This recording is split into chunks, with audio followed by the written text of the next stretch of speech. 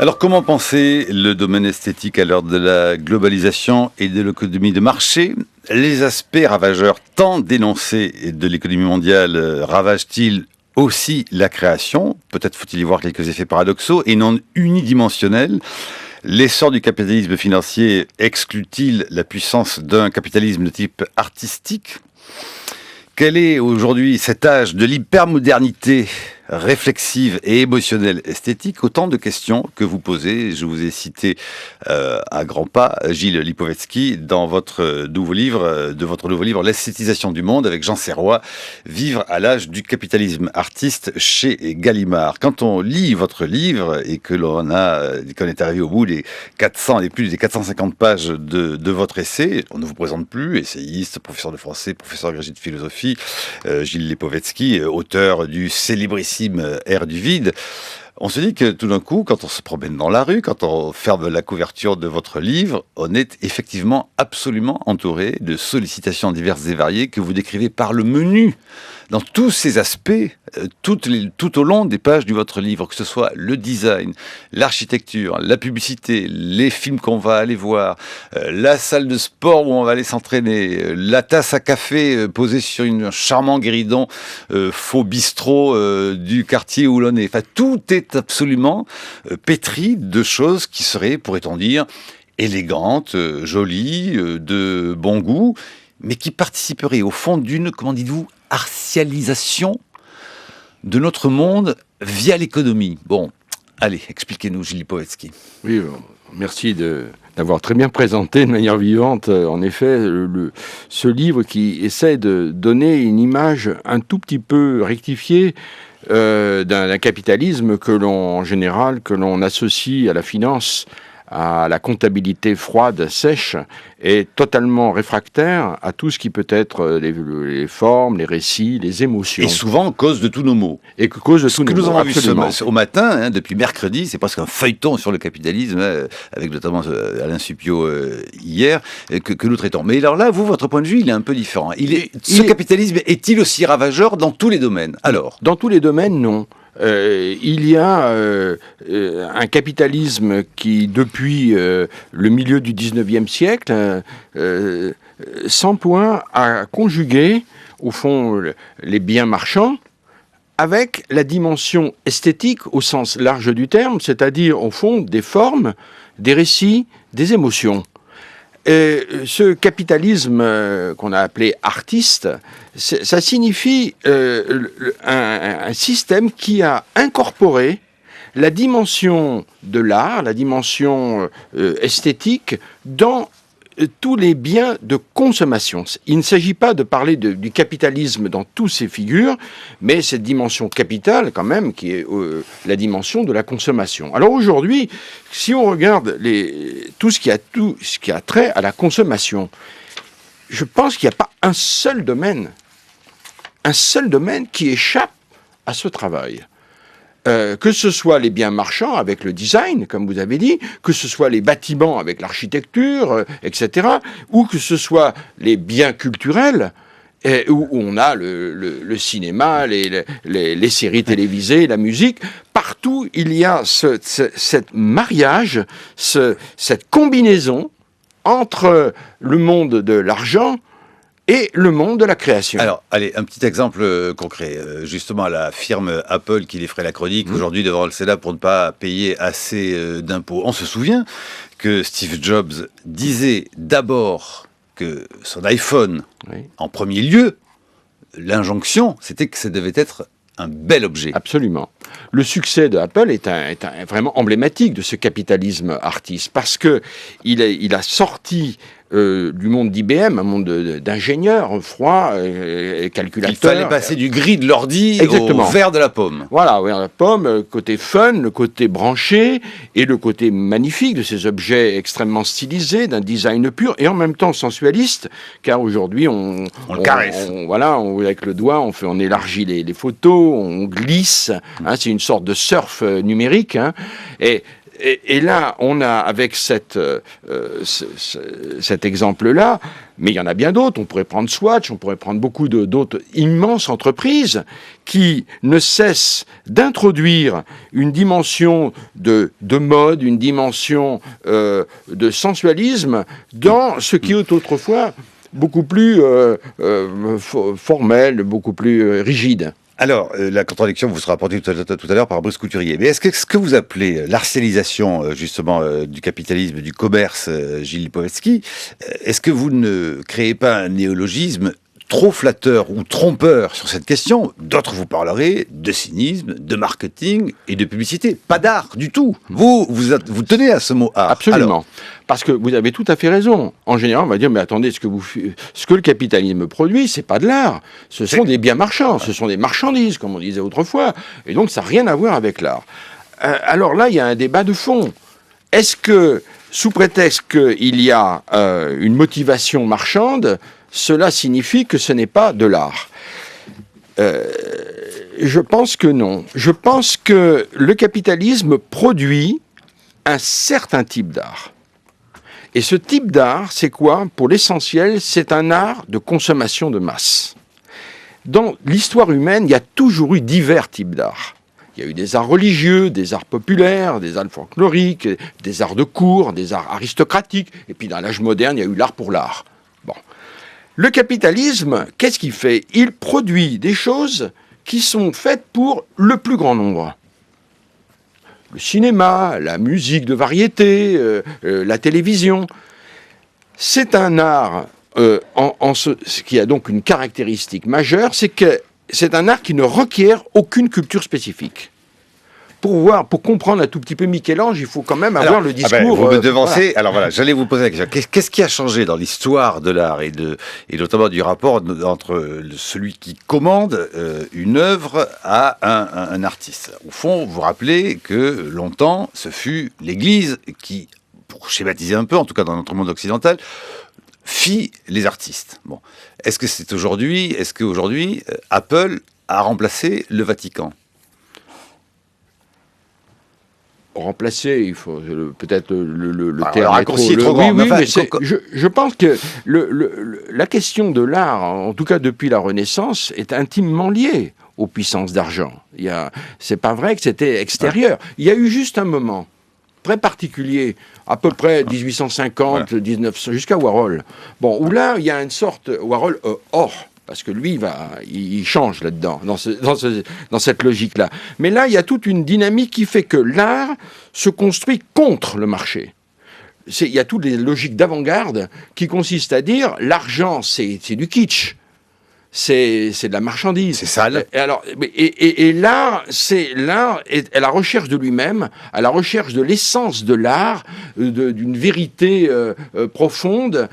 C'est une vision romantique de l'art, tout à fait légitime, mais c'est un moment tout à fait particulier. Alors aujourd'hui, en effet, qu'est-ce qu'on observe? On observe que les artistes dits contemporains ont largement abandonné la dimension du beau, en quelque sorte, de l'harmonie, de toutes ces choses-là.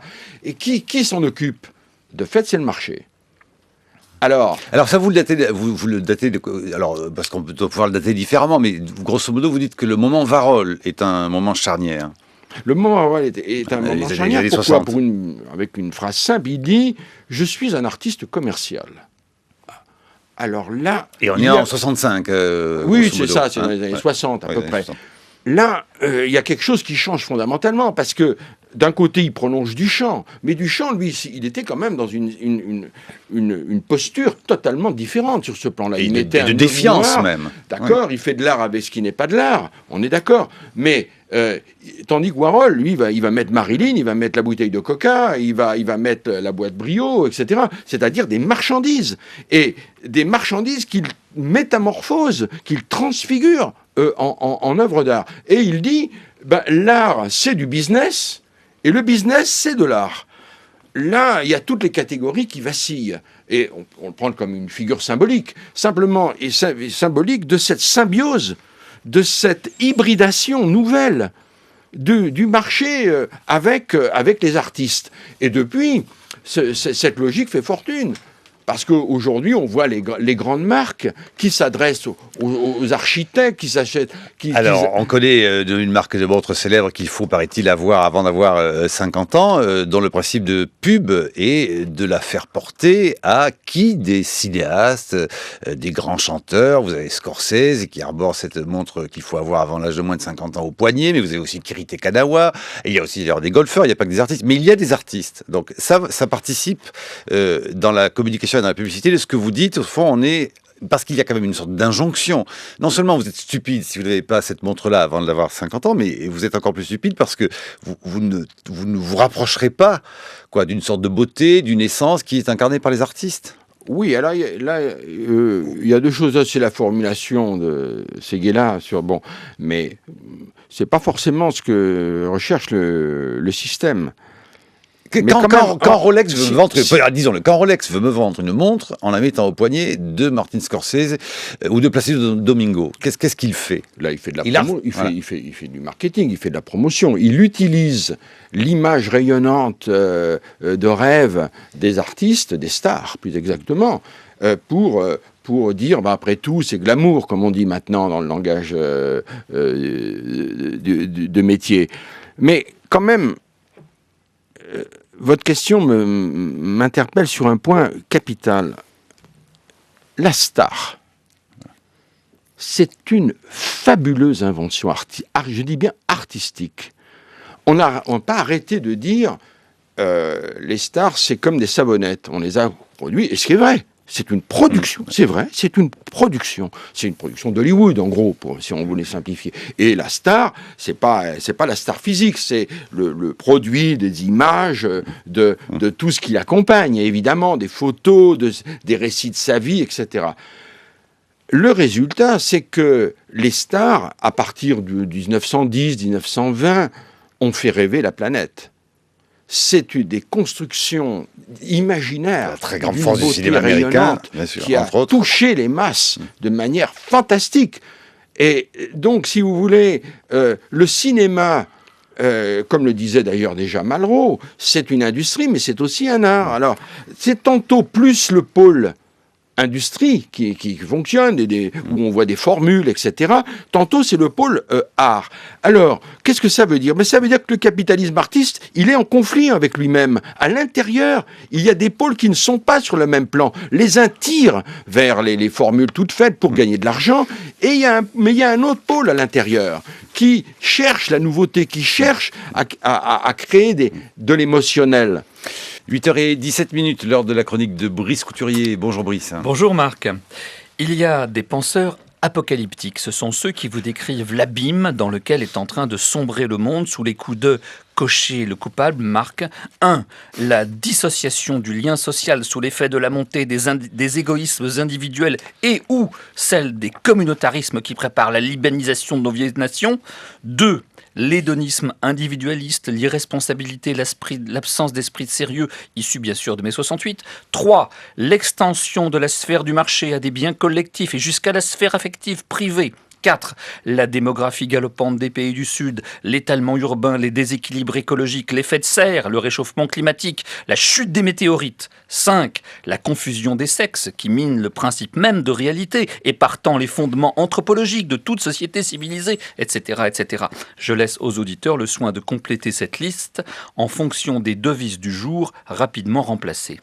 Bref, il existe plusieurs familles de penseurs qui prospèrent sur la promesse de désastres terrifiants. Ils ont repris à leur compte la fonction du prophète qui, selon Max Weber, offre une image du monde dans lequel nos souffrances actuelles prennent sens et sont présentées comme des épreuves nécessaires sur la voie d'un salut, bien sûr au prix d'une conversion idéologique. Et puis, de l'autre côté, il y a les penseurs comme Gilles Lipovetsky qui provoquent leurs concitoyens par une forme d'optimisme un peu cynique, une adhésion enthousiaste à l'esprit du temps, une célébration amusée de ce qu'il peut comporter de pire. Dès votre premier livre, j'avais perçu un son nouveau et je crois bien avoir recueilli votre première interview pour France Culture, L'ère du vide, c'était le titre de ce livre. Nous disiez-vous, l'ère du vide vaut mieux que les religions sécularisées. L'individu hyper moderne est certes un sceptique désabusé, mais c'est tant mieux. Il sera moins prompt à se laisser endoctriner par les pseudo-messies qui promettaient à ses ancêtres le paradis sur terre au prix de quelques millions de morts. Et vous n'avez cessé, Gilles Lipovetsky, de récidiver, vous réjouissant de l'évanouissement des morales héritées, célébrant le luxe, l'éphémère, la jouissance, la mode et surtout l'individu émancipé de toute contrainte. Alors votre dernier livre est consacré à un éloge de l'esthétique du capitalisme actuel. Non content d'avoir inventé le design afin de rendre plus désirables les objets qu'il propose à notre avidité, il aurait inventé de nouveaux arts hybrides mêlant le spectacle de masse et le marché de niche, les prestiges de la marque et ceux de l'art, la grande surface et le musée, l'art et la mode. Surtout, au cours des 30 dernières années, ce capitalisme artiste, comme vous l'appelez, se serait répandu de manière planétaire grâce aux multinationales de la culture et du divertissement, et ces produits auraient proliféré pour notre bien, bien sûr.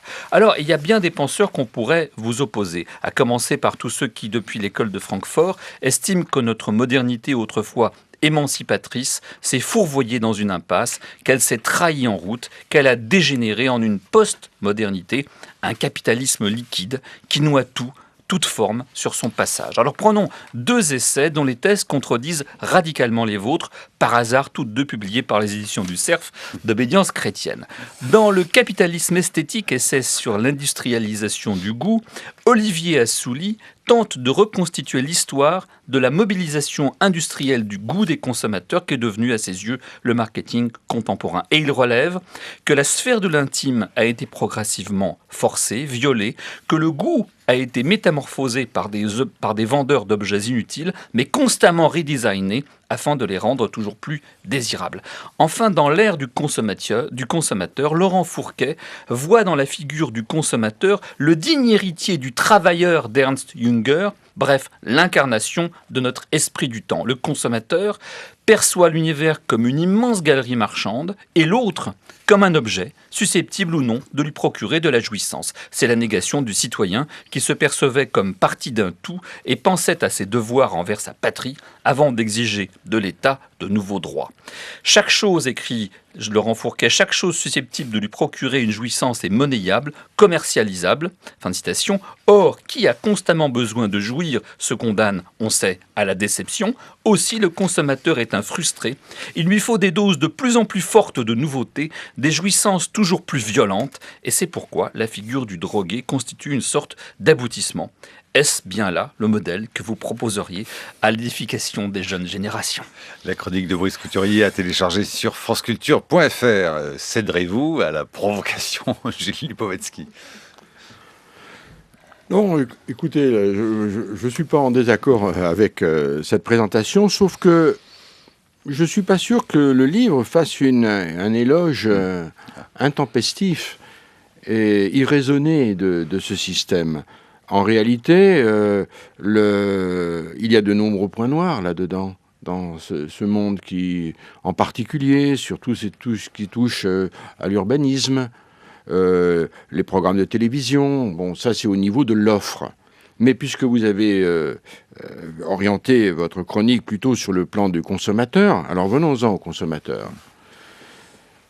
En effet, il y a une tendance qui remonte, vous l'avez signalé, à l'école de Francfort, qui consiste à, au fond, dire que tout ce système ne vise qu'à aliéner, mystifier les gens, et aujourd'hui on dit à les droguer, à créer une sorte d'addiction.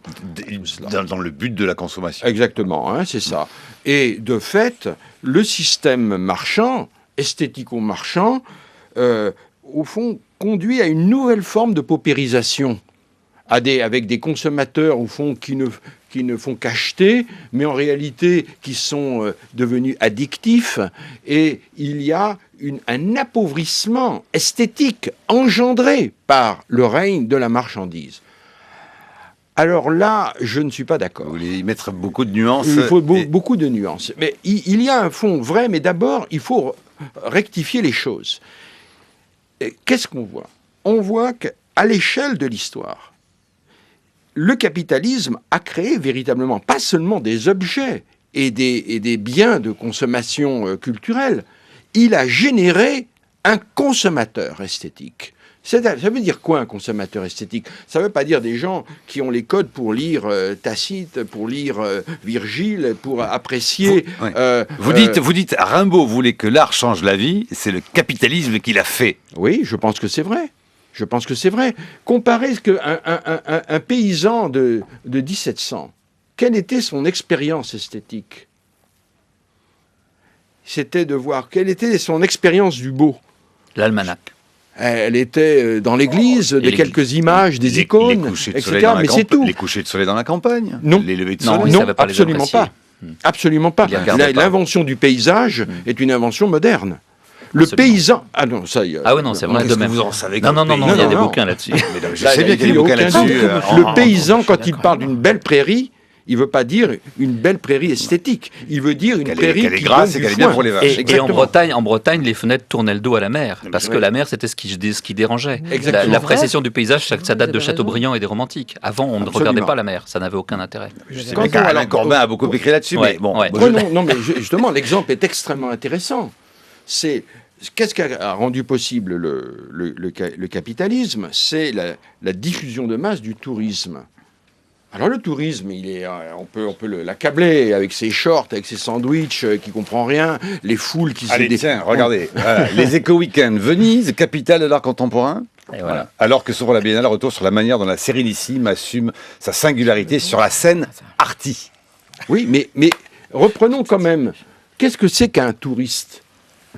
C'est quelqu'un qui décroche de sa vie professionnelle et qui, pendant une semaine, un week-end ou 15 jours, va avoir une vie esthétique, c'est-à-dire un regard purement désintéressé, c'est-à-dire qui ne fait que contempler des choses pour des émotions, des plaisirs qui ne sont pas certes conformes à l'idéal sublime de l'art, on est bien d'accord. Reste qu'il a un regard qui est esthétique au sens où il n'est pas porté par un intérêt matériel. Ce sont des impressions inutiles, comme aurait dit Valéry. Mais prenons un deuxième exemple, la musique.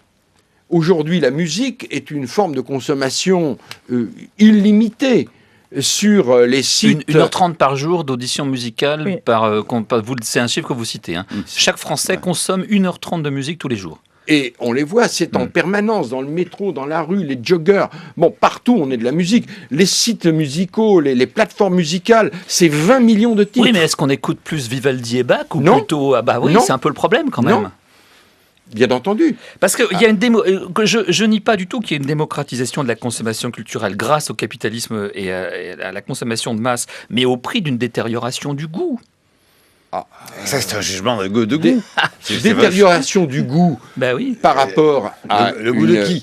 Par rapport, en effet, au mélomane qui connaît extrêmement bien, qui va écouter Wagner, on est d'accord. Reste que l'écoute musicale, le goût musical, la quantité remplace la qualité. musicale même, c'est extraordinairement développé. Donc, il faut bien voir qu'en effet, il y a une limite à cette démocratisation esthétique. En effet, à l'opéra, comme au Louvre d'ailleurs, on retrouve la bonne vieille distinction sociologique. En effet, c'est toujours les mêmes qui y vont. C'est la limite là de la diffusion de la haute culture, ce qu'on appelle la culture haute. On est d'accord. Non, parce Mais que même, je veux l'esthétique, prendre un c'est exemple pas que la haute dans votre culture. bouquin, vous montrez aussi que dorénavant, les spectacles d'opéra sont retransmis par le cinéma et que ça attire beaucoup, beaucoup plus de monde. Donc c'est vrai qu'il y a aussi une démocratisation de la haute culture aussi. Mais ça, je le Et puis, prends dans votre dernier bouquin. argument, Je puisque suis pas je vois forcément Agnès d'accord avec Adab ce que vous va écrivez. intervenir, mais Non. il faut s'entendre. Qu'est-ce qu'on appelle esthétique ? Ici, dans le livre, le mot esthétique est pris au sens grec. Aesthesis, c'est tout ce qui touche à la sensibilité, aux émotions. En ce sens-là, je vais peut-être vous provoquer, je suis désolé, mais si je pleure en écoutant Céline Dion, Mais quelle est la formidable. différence Mais c'est avec formidable. celui qui pleure à l'opéra Mais on sera sur on le est deux, plan alors. des émotions? Que l'œuvre ne soit pas de même dimension, qu'il n'ait pas la même composition. Là-dessus, c'est peu Mais contestable. on peut pleurer à la fin de l'acte 2 de Don Giovanni et à Céline Dion. Mais Aussi, les deux. oui, on peut En général, Simplement pleurer avec Dolly Parton, mais bon. Simplement, la question du goût fait problème. Ce n'est pas ça ne relève pas là de critères scientifiques et objectifs. Comme vous le savez, on peut en effet apprécier Wagner et apprécier le rap. Mais c'est justement parce que vous faites attention, vous vous défiez de cette notion de goût que vous pouvez écrire d'ailleurs ce que vous écrivez, mais qui effectivement rencontrera de fait des contradictions ou des désaccords. Mais c'est vrai que ce qui est intéressant dans votre livre, c'est à quel point vous vous interdisez tout jugement de valeur. Absolument. Alors, du coup, ça peut d'ailleurs émettre, encore une fois, des critiques sur cette lecture-là, où on pourrait penser que un peu plus d'idéologie, du coup, rentrerait pour savoir de quel côté vous penchez. Je crois que c'est un peu le sens de l'intervention de Dame Salnave. Alors, oui, Dame Salnave, comme vous dites, la question du goût, on ne va pas recommencer parce que depuis que Kant, on sait que cette question du goût est vraiment très compliquée. Il y a quelque chose qui m'apparaît en vous lisant, c'est que, vous savez, c'est comme dans la fable de La Fontaine, l'histoire de la chauve-souris, tantôt elle est oiseau, tantôt elle est souris. C'est-à-dire que tantôt, on a l'impression que vous avez une adhésion, et tantôt, parce que vous êtes fort et malin, vous savez très bien que là, vous n'allez pas rencontrer l'adhésion. Donc, vous offrez à ceux qui sont un peu critiques de cette esthétisation du monde, vous leur offrez des arguments. Mais au bout du compte, je me demande, quand vous dites l'objectif, il n'y a pas d'objectivité possible en cette manière, il n'y a pas d'impassibilité. C'est bien ou c'est pas bien ce qui se passe? Moi, il y a des critères qui comptent pour moi. Le beau, d'accord, mais il y a aussi, est-ce que c'est une société plus juste? Est-ce qu'il y a une société où on est plus heureux? Est-ce qu'il y a une société où on est plus libre? Si vous prenez juste, heureux et libre, on répondra non. Et ça, c'est énorme comme première critique. La deuxième, c'est l'idée que vous avez de la culture. De bout en bout dans votre livre, vous transportez l'idée, au fond, la culture, vous dites à un moment qu'il visait autrefois l'élévation de l'âme. Mais j'ai jamais du tout pensé que c'était une définition de la culture. L'art, c'est pas l'élévation de l'âme, c'est pas seulement le beau, c'est aussi le vrai et le juste. C'est aussi une manière de penser le monde. C'est tout cela qui est effacé quand vous dites, page 399, il faut penser l'homo festivus comme une déclinaison ou une extension d'homo consumans. Qu'est-ce qui reste pour cette transformation de soi qu'on attend de l'art? Alors, il aurait fallu vous opposer Philippe Muret, peut-être, au fond, pour débattre ce qu'essaie de faire Boris Couturier ce matin. Voilà. Bon, citons Malraux, de la culture, c'est l'héritage de la noblesse du monde. Encore une autre définition. Pourquoi lit-on, disait Flaubert, c'est pas pour montrer sa science, c'est pour apprendre à vivre. Eh bien, ce que vous décrivez n'apprend pas à vivre. Voilà ce que je veux dire. Oula, Gilles Lipovetsky. Je ne suis pas en désaccord avec ce que vous dites. Je ne suis pas en désaccord. Non. Je pense que, en particulier, il y a de nombreux pages qui montrent que l'idée utopique que le monde esthétique conduisait à... C'est Schiller, que c'est par l'éducation esthétique que le genre humain va s'élever vers la justice, vers la liberté, peut-être le bonheur, c'est évidemment faux. Il n'y a qu'à l'observer. Je ne cesse depuis, puisque j'ai eu l'amabilité de le rappeler depuis l'ère du vide, que ce monde-là n'est pas un monde qui crée un rayonnement de bonheur absolument évident. Mais sur les domaines de la liberté, il faudrait peut-être être plus prudent quand même. Mais moi, je suis plus attentif au paradoxe. C'est que nous avons une possibilité illimitée de consommation de belles choses, mais en même temps, la concentration des consommateurs se porte sur très peu de choses. Donc, moi, je suis pas là pour pour vendre quelque chose. J'essaie d'analyser comment le système fonctionne. Nous avons une offre illimitée de produits. Mais en réalité, en plus, dans ce monde-là, les gens vont dans les mêmes musées, ils écoutent la même musique, ils consomment les mêmes choses. C'est ce paradoxe qui joue. Deuxièmement, il y a de plus en plus de satisfaction consumériste. Ça ne se traduit pas par un bonheur croissant. Ça, j'en suis intimement convaincu. Ça fait 30 ans que j'essaye de développer ça. Ça ne veut pas dire qu'on doit diaboliser et apporter tout à coup une vision purement négative du monde dans lequel nous sommes, parce qu'il y a des tensions, il y a des contradictions, et le monde, il n'est pas homogène. Et qu'en effet, il y a des choses que l'on peut déplorer dans ce monde-là, mais que tout n'est pas à déplorer. Et que lorsqu'on le déplore, c'est une chose tout à fait légitime. En même temps, vous avez de multiples satisfactions. Vous aimez votre iPhone, vous aimez tel film, vous avez rêvé avec telle star, vous avez aimé tel ou tel paysage. Et il faut en faire quelque chose de ça. Il n'y a pas que du négatif quand nous vivons. Oui, on a le sentiment quand même qu'on n'a pas d'industrie, mais on a la déco. Et ce que vous appelez le beau, c'est très souvent de la déco. C'est pas ce que j'appelle le beau. Le beau, tel que le définit Schiller, c'est pas forcément encore que le design soit véritablement une catégorie. Alors justement, mais le design, vous consacrez d'un gros chapitre au design, qui est sans doute un des plus intéressants de votre livre, parce que je pense qu'il est peut-être l'exemple qui montre qui démontre toute votre thèse, enfin qui est à la charnière de tout votre livre, qui s'incarne dans le design.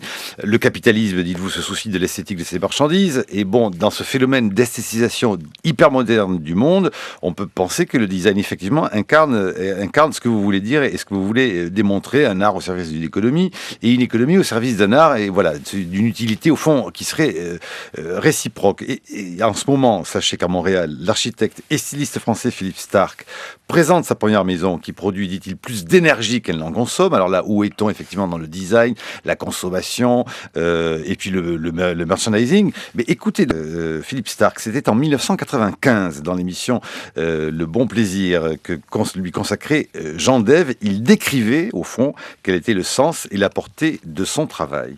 En fait, le but réel de mon travail, c'est un travail qu'on pourrait dire, ouvrons les guillemets, on pourrait même les doubler, politique, puisque en aucun cas c'est un travail esthétique. C'est essentiellement de dire aux gens, réveillez-vous, wake up, stand up, c'est le moment ou jamais, sans ça va finir très très mal. Si vous continuez à regarder vos 7 heures de télévision par jour, et si les enfants restent 8 heures par jour devant leur Nintendo, si vous continuez à ne pas vous voir entre vous, vous allez donc continuer à vous détester, car moins on voit son voisin, plus on hait le bruit et les odeurs qu'il fait en dessous, au-dessus et à côté. Et la prochaine fois que vous allez descendre dans la rue, ce sera pour vous battre. Voilà, Philippe Starck en 95. Gilles Lipovetsky. Écoutez, je pense que le design, en effet, illustre cette aventure. C'est une chose qui, depuis le 19e siècle, il y a eu les tenants d'un retour en arrière avec Ruskin ou Morris qui voulait dire, il disait que contre l'industrialisation, il y avait le retour à l'artisanat, au travail fait à la main, etc. Et puis, il y a eu des tenants qui ont été portés ensuite à la postérité avec le Bauhaus, qui ont dit non, c'est dans la modernité elle-même, avec l'industrialisation, qu'il faut trouver les formes. Alors, cet univers-là, en fait, c'était des recherches. Et peu à peu, ce qui est devenu des recherches a été marié avec le marché. Et aujourd'hui, il n'y a plus un seul produit qui échappe à ce travail esthétique, ou en tout cas de formalisation de design. Vous parliez de beauté, je ne parle pas de beauté, je parle de travail esthétique. Le travail esthétique, il donne du beau et pas du beau. Si on commence à introduire dans une analyse qui vise à comprendre la marche du monde, la notion est-ce que c'est beau, pas beau, on est mal. C'est pas comme ça qu'il faut prendre le problème. Il s'agit de voir qu'aujourd'hui, il n'y a pas aucune entreprise qui met des produits sur le marché, des produits de consommation sur le marché, qui ne fassent pas travailler des gens du design, des gens de la com. Et ça, vous dites du luxe holocauste. Absolument. Et vous prenez même un exemple à rebours, on pourrait dire, qui est que, par exemple, l'exemple de la chaise prouvée, qui, quand elle a été créée, coûtait 3 francs 6 sous. Elle était faite pour, au fond, les écoles, les cantines. Allez au musée, maintenant. Et on va dans une galerie, à Saint-Germain-des-Prés, la chaise prouvée qui coûtait 3 francs 6 sous, elle coûte 6 000 € aujourd'hui, par exemple. Mais parce qu'artialisation, donc, du commerce. La mode en est une expression. Alors, on a des marques, les marques comme Zara, qui ont une... Ce n'est pas de la haute création, et personne ne consiste à dire ça. Simplement, ils font un travail systématique de design vestimentaire, de design de mode, mais on pourrait dire la même chose pour les meubles, pour toutes ces grandes entreprises qui rendent possible une esthétisation du décor. Il ne s'agit pas de dire Vous savez, on peut faire de la musique, mais quand on fait de la musique, on peut faire de la bonne musique ou de la mauvaise musique, c'est selon. Reste que de la musique, c'est une forme d'expression artistique, qu'on le veuille ou non. Si on commence à dire « Ah non, mais ça, c'est pas beau », alors... Attention, jugement de valeur, quoi, au jugement de goût. Oui, c'est ça, c'est pas... Daniel Non, et Brice. je serais d'accord là-dessus avec vous, mais est-ce que vous n'avez jamais éprouvé une impression de soulagement en vous retrouvant dans un pays ou dans une ville où tout n'est pas hyper léché, où il y a encore des murs qui ne sont pas restaurés, des grilles où il pousse de l'herbe. Moi, il y a quelque chose qui me fait frémir. Parfois, je me dis que si la peine de mort existait encore, la guillotine serait redessinée parce qu'elle n'est pas très design. Et que le costume du bourreau, on trouvait le moyen de lui donner quelque chose d'un peu déco. C'est ça qui parfois, m'inquiète ou me fait peur. Je ne suis pas dans le catastrophisme. Je ne suis pas du tout dans le prophétisme négatif. Mais je trouve quand même, je suis très soulagé. Moi, Gilles Lipovetsky, vous l'écoutez. Oui, pas trop mais léché. là, écoutez, pas renvoyer au livre, mais enfin, il y a des passages entiers sur la ville qui montrent que on a tous ces sentiments-là. Quand on est à Rio, qu'on est arsénisation, à Shanghai, mais aussi uniformisation, parce que globalisation. Terrible, ce qui n'est pas le lait d'ailleurs, c'est pas le lait. C'est pas le lait. Ça produit un sentiment de monotonie, d'une sorte de désubstantialisation des choses. Un effet varolien au fond de la reproduction du même partout. Exactement. Brice Couturier. Là, on parle des effets esthétique du capitalisme depuis en réalité les années 60 en Europe. Ça a commencé dans les années 50 aux États-Unis, nous c'était un peu plus tardif. Moi j'ai une expérience des démocraties populaires et de l'esthétique des objets dans les démocraties populaires. Contrairement à ce qu'on croit, il y avait des choses dans les magasins. Il n'y a qu'en Pologne dans la guerre qu'il n'y avait plus rien. Mais il y avait des choses. C'était quoi dans les boutiques? Il y avait des empilements pyramidaux de boîtes de conserve qui étaient toutes exactement les mêmes et qui n'avaient aucun design. Parce que l'idée c'était de mettre en évidence non pas la séduction bourgeoise, mais la robustesse prolétarienne. Or, alors évidemment, il n'y avait pas de lieu de rencontre, il n'y avait pas de lieu de vie, il n'y avait pas de publicité, sinon des affiches de propagande. C'était un univers extraordinairement triste, et je préfère vivre de loin dans l'hyper-consumérisme contemporain, avec son esthétique que vous nous décrivez fort bien, Gilles Lipovetsky, que dans le décor des anciennes démocraties populaires. Reste que, ce que je conteste, c'est la liberté, oui, mais aussi l'aliénation. Pourquoi ? Parce que prenons les chiffres tout simplement. Le consommateur contemporain, il est effectivement addict à un certain nombre de consommations obligatoires qu'il pratique au détriment d'autres formes de consommation. On voit aujourd'hui des gens se priver de pharmacie, de médicaments, d'habillement, voire de nourriture, pour continuer à abonner leurs enfants à des chaînes de télé, à des jeux vidéo, à des téléphones portables qui leur grignotent leur budget. Et ça, c'est pas une émancipation. Bon.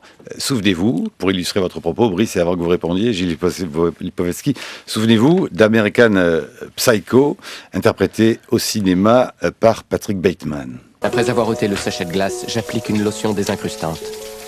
Puis sous la douche, j'utilise tout d'abord un gel moussant, puis un gommage corps au miel et aux amandes, et un gommage pour le visage.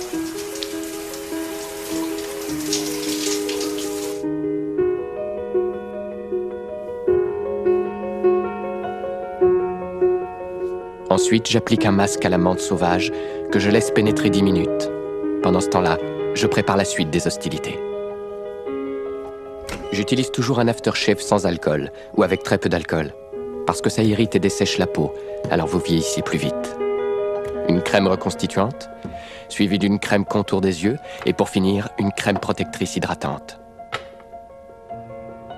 Il existe une image de Patrick Bateman, une sorte d'abstraction. Mais je n'existe pas vraiment. Ce n'est qu'une entité, quelque chose d'illusoire. Et bien que je puisse cacher mon regard froid et que vous puissiez me serrer la main et sentir ma chair s'agripper à la vôtre, vous pourriez vous dire que nos vies sont comparables. Mais je ne suis tout simplement pas là. Écoutez, s'il s'agit de montrer les excès, les dérives, voire même la logique profonde de ce consumérisme pléthorique, envahissant, je suis entièrement d'accord. J'ai même écrit un livre intégralement là-dessus, il s'appelle Le bonheur paradoxal, qui est sur la société d'hyperconsommation. Donc je ne suis pas du tout mal à l'aise avec ça. Simplement, ça veut dire quoi ? Ça veut dire qu'il y a... On est dans tous les paradoxes, là. Arsénisation même de la personne. De la personne. Mais ces phénomènes-là sont déplorables. Il y a Golden Boy psychopathe. Mais bien sûr. Simplement, ce qui me gêne, c'est si on ne garde que ça. Il faut voir, il y a d'autres aspects. Moi, je pense qu'il faut être sensible à la complexité du monde dans lequel on est et pas à tout prix faire œuvre d'idéologue. J'essaye de ne pas être un idéologue, j'essaye, je ne suis pas sûr d'y parvenir. Mais si on commence à ne voir que ce qui va dans le sens, alors on fait ce qu'autrefois on appelait de l'idéologie. Or, qu'est-ce qu'on voit ? Ces phénomènes-là sont indéniables. Il y a des phénomènes d'addiction, il y a un envahissement excessif des programmes de télévision, de cette logique des marques. Et le but de l'éducation, c'est de donner des outils pour faire une sorte de rempart et pour que la consommation reste un moyen et pas une fin. Là-dessus, je suis intégralement d'accord là-dessus. Reste que dans le consumérisme, tout n'est pas négatif et qu'il y a des aspects positifs, très positifs même. Alors, tenez, on est en plein festival de Cannes. Et notamment, bon. je m'excuse, ceci, c'est qu'on a, dans l'extrait qu'on a eu, en effet, on a une sorte de consommation narcissique de la personne, mais simultanément, vous avez tout un ensemble de gens qui aujourd'hui veulent chanter, vont dans des chorales, qui écrivent des manuscrits, qui font des choses, qui prennent des photos. La qualité, c'est autre chose. Reste que, il n'est pas vrai que le capitalisme artiste ait créé uniquement un consommateur. Il a créé un consommateur qui ne cesse de grossir, mais tout se passe comme si ça ne suffisait pas pour le satisfaire. Parce que nous voyons qu'il y a des désirs de quoi ? Des désirs d'expression artistique en masse, et d'autre part, que ça n'abolit pas non plus le désir de faire des choses pour les autres. Il y a 13 millions de bénévoles dans ce pays. Comment expliquer ? Pourquoi il y a 13 millions de bénévoles si on n'était que des consommateurs obsédés par son corps ? Comment expliquer que les gens donnent de leur temps ? Pourquoi il y en a beaucoup plus qu'autrefois ? Pourquoi ? Ça veut dire peut-être que cette logique esthétique du capitalisme n'est pas aussi diabolique qu'on le dit. Ça ne veut pas dire que c'est l'Éden réalisé. Mais ça tombe bien parce que Marc vient de me dire qu'on avait jusqu'à 11h aujourd'hui. Alors on va pouvoir aborder encore 2-3 questions, par exemple. Parce que tout à l'heure, Brice a bien évoqué cette idée, que devient l'idée de l'émancipation. Vous montrez que dans cette esthétisation des corps et la pratique l'esthétique, etc., quand même quelque chose qui est clair, c'est que revient un marquage sexuel très marqué. Alors que par d'autre côté, la différence des sexes est comprise dans la théorie des genres, etc. Mais le marquage sexuel continue d'être très présent. Et il n'est pas particulièrement émancipateur, s'agissant des femmes et s'agissant des hommes aussi d'ailleurs, parce que l'émancipation, elle va des deux côtés. Qu'est-ce que vous pourriez dire là-dessus ? Est-ce que vous croyez qu'en quelque chose qui est l'ouverture d'une égalité, d'une liberté, ou pas, concernant les femmes, et secondairement, si on veut dire, les hommes ? Quand même, Gilles Lipovetsky. il me semble que depuis les années 60, la dynamique d'émancipation des femmes me paraît difficilement Oui, mais c'est plus la pilule que le fond de contestable. teint, quand même. C'est la pilule qui a été au début de tout ça. Bien sûr, on est d'accord. Mais vous voyez, c'est le capitalisme. C'est pas... Ça a été aidé par la contre-culture, etc., mais c'est pas seul. S'il n'y avait pas eu les moyens de diffusion de masse de tous ces produits-là, bon... Alors, et l'univers de la consommation qui a créé de nouvelles aspirations à l'expression de la personne, à l'épanouissement de la personne. Ça ne s'est pas fait uniquement par les incantations politiques. Alors, il me semble qu'il y a un mouvement qui est double. Il y a un mouvement de rapprochement des hommes et des femmes en matière de revendication. Les femmes veulent faire des activités, elles veulent avoir égalité dans le couple, etc. Et en gros, cette logique-là est celle qui triomphe. Mais en même temps, il y a la recomposition d'une différenciation sexuelle. Est-ce que cette recomposition de la différenciation sexuelle, notamment dans l'apparence, est-ce que c'est simplement quelque chose qui relève d'une aliénation ou d'un résidu, de quelque chose qu'il faudrait éliminer ? C'est pas sûr.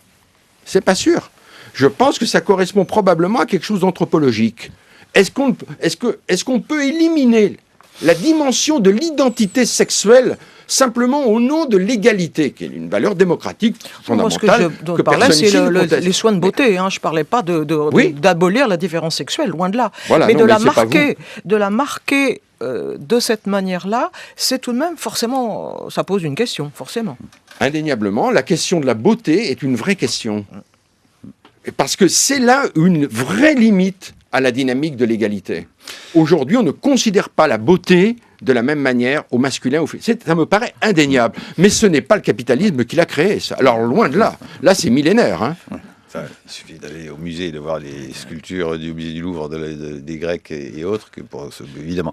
Pour terminer, je voudrais qu'on évoque justement et savoir si ça correspond ou pas à ce que vous décrivez au fond sur cette deuxième moitié du XXe siècle et ce début du XXIe siècle, dans cette idée qu'au fond le marché a rattrapé l'art et l'art a rattrapé le marché, et qu'il y a toujours des paradoxes dans des manifestations que nous vivons. Mais vous vous souvenez au fond sur quelle base a été créé le Festival de Cannes, que l'on décrit aujourd'hui comme la foire aux vanités que l'on sait, alors que pourtant l'exigence des films et des programmations reste la même. Mais souvenez-vous tout de même de comment est né le Festival de Cannes. Il se trouve qu'hier, le président du Festival de Cannes, Gilles Jacob, Thierry Frémaux, son délégué général, Bernard Brochant, le maire de Cannes, ont dévoilé une plaque à la mémoire de Jean Zay, qui était ministre de l'Éducation nationale et des Beaux-Arts du Front populaire et qui est l'initiateur du Festival de Cannes. Le Festival international du film a-t-il pour but, Monsieur le ministre, de remplacer la Biennale de Venise, comme on l'a affirmé à maintes reprises? Jamais les organisateurs de ce festival n'ont envisagé la question sous cet angle. Le festival international n'est pas créé dans le but de combattre des manifestations déjà existantes et encore moins de les imiter. Le règlement même le prouve. Il s'agit avant tout pour notre pays de réunir dans un cadre purement français, à la fois magnifique et somptueux, l'art et l'élégance de tous les pays du monde. Notre pays a toujours été connu pour le charme de son accueil et de son hospitalité. Nul mieux que lui, pensons-nous, ne pouvait réunir les qualités susceptibles d'attirer les étrangers de marque. Voilà, Jean Zay, donc célébré hier par le président Jacob à Cannes, et rappelons que Jean Zay a été assassiné par la milice le 20 juin 1944. Voilà, propagé dans un milieu français, l'art et l'élégance du monde. Oui, écoutez, le Festival de Cannes offre cette possibilité de faire connaître, pas uniquement le cinéma hollywoodien, justement, mais les formes de création qui sont réalisées dans des pays extrêmement divers. Il y a quelques années, la Palme d'Or a été donnée à un cinéaste roumain, par exemple, qui a fait un film, d'ailleurs, sur la question des femmes, un film remarquable, avec très peu de moyens, mais un film formidable. Le Festival de Cannes a ce mérite-là. Et qu'est-ce que ça m'inspire? Ça m'inspire ceci, c'est que... alors que depuis les années 60, on entend Godard qui nous dit que le cinéma est mort, mais c'est vraiment incroyable d'entendre des choses comme ça. Si on se réfère effectivement aux films de kung-fu, aux films les blockbusters américains, et certains avec des violences, etc., uniquement des effets spéciaux, à la limite, pourquoi pas, on peut entendre ce genre de discours. Mais c'est ignorer l'extraordinaire diffusion, multiplication de la création artistique au travers du cinéma. Soyons indulgents, c'est le classique après moi le déluge. Oui, exactement. Mais ce n'est pas vrai. Il y a dans le cinéma le pire, mais il y a aussi énormément de créativité. Parce qu'il y a aujourd'hui, à l'échelle planétaire, il y a le cinéma iranien, le cinéma birman, tout ce que vous voulez. Je pense qu'il faut voir que ce capitalisme artiste qui autrefois était européen et américain est devenu planétaire. Et que c'est une formidable machine à générer de la créativité et des formes d'émotion qui vont sortir du monde strictement européen ou occidental. Et le cinéma garde ce potentiel-là. Et rappelons d'ailleurs aussi ce que, après tout, disait Daniel Arras, et que nous aimons beaucoup rappeler ici, que de l'émotion peut être...